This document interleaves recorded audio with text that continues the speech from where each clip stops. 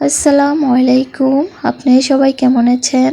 আমিও আল্লাহর রহমতে ভালো আছি।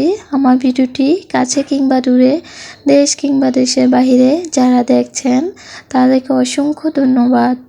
এদিকে শিফা মাকে নিয়ে চুল কাটার জন্য চলে যাচ্ছে টোড়ার বাগ। তো এখানে দেখতে পেলাম শিফা মা বলতেছে, মা দেখো হাম্বা। তো গরুগুলা সুন্দরভাবে ঘাস খাচ্ছে, আর এক পাশে হচ্ছে বাচ্চারা খেলাধুলা করছে।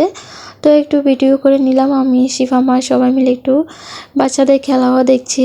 তো এই যে চুল কাটা শেষ করে বাড়িতে এসে, যেহেতু আজ প্রথম রোজার ইফতার করব, তো নিজের কাছে থেকে একটা বিশাল বড় বেগুন ছিঁড়ে তারপর বেগুনি করব। তো এসে দেখি বাবা ধনে পাতাগুলো খুবই সুন্দর হয়ে আছে, মাশাআল্লাহ মাশাআল্লাহ। এদিকে দেখেন বেগুনটা কত বড়, মাশাআল্লাহ। এরকম যদি বেগুন হতো তাহলে কতই না ভালো হতো। আমার ভিডিওটি যদি ইউটিউব চ্যানেল থেকে দেখে থাকেন প্লিজ সাবস্ক্রাইব করে পাশে থাকবেন।